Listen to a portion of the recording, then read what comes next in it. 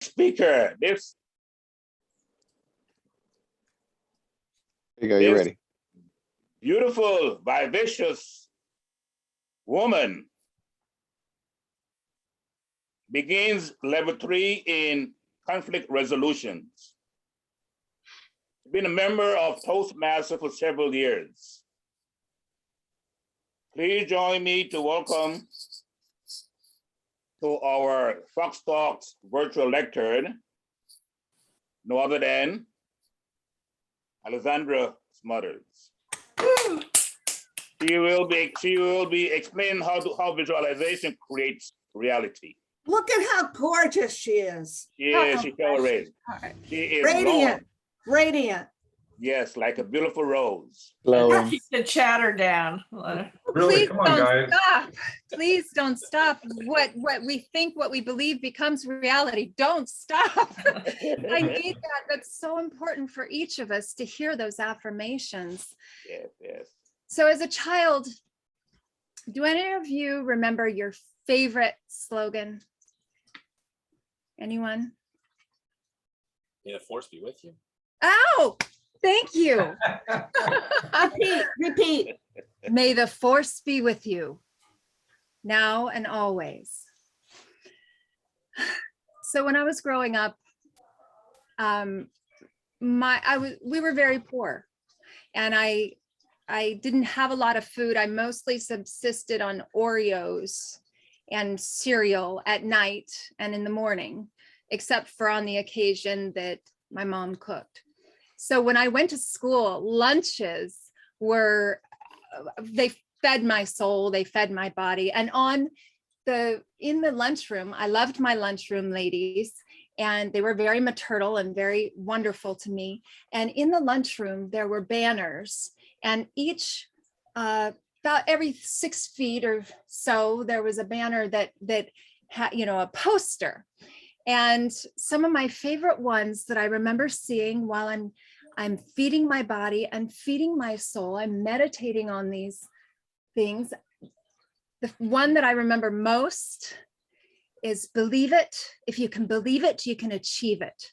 Yes. And it was an athlete that was ascending a great peak.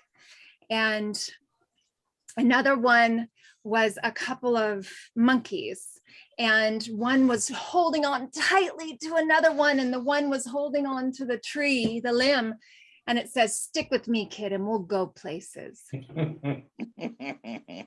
And there was one that had ballet slippers, and it said, "Dare to dream." So as my body was being nourished, my soul was also being nourished.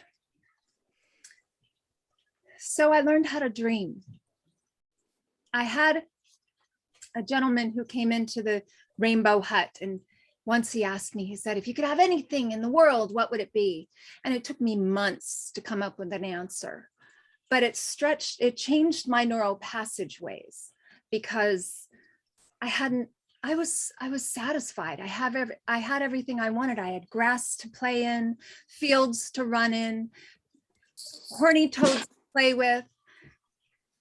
I was perfectly happy. So learning how to dream was something new.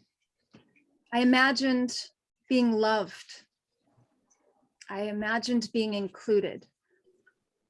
And as a foster child, I envisioned my grandparents. Actually, I envisioned my parents coming back together and being a family.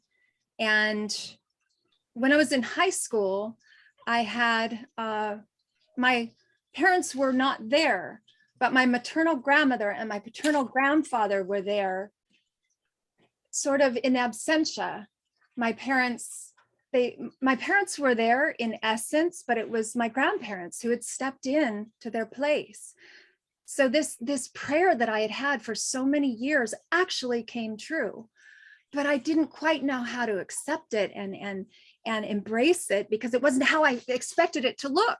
It wasn't exactly the prayer I had prayed, but my prayer was answered. My envisioning, and when I say pray, I use that, I envision when I pray, I'm sharing my soul and my mind and my spirit with the universe, God, however you prefer to name your higher power. It may be your ancestors, it may, but whatever that is to you, envisioning your heart, what you genuinely desire. Green. Oh, I dreamt of going to South Africa during apartheid and going and helping and fighting against apartheid. And then I graduated from high school and Nelson Mandela got released from prison and got elected president. I thought, they don't need me. They got it covered. 20 years later, I got invited and they were in the greatest drought. Cape Town specifically was in the greatest drought in history. They actually had a day zero on the books where their taps were going to run dry. And when I went there, I prayed. I envisioned, I prayed, I said, God, I know we're not supposed to be religious here, but however you envision, I said, God, if you're going to take me there, I want to do good like I could have with during the Mandela years and all of that. What can I do? Bring rain. Let me bring rain. And Yeah. so when I went, I actually learned a Zimbabwe rain dance. And it was the people who taught it to me, there was so much joy and there was so much passion. And I taught it to everyone that I met along the way on the trip. And by the end of the trip, the rain began to fall and their drought ended. So all that, and I dreamt of coming to the City of Angels and creating great work and great art. And it brought me here to Fox Talks. And I dreamt of being able to speak my thoughts and my heart and my mind without being in fear and being able to express myself with sincerity and genuine presence. And that's a gift that Toastmasters has given me. And it's because I dreamt it. Red. Thank you, Mr. Toastmaster. Thank you, Alexandra.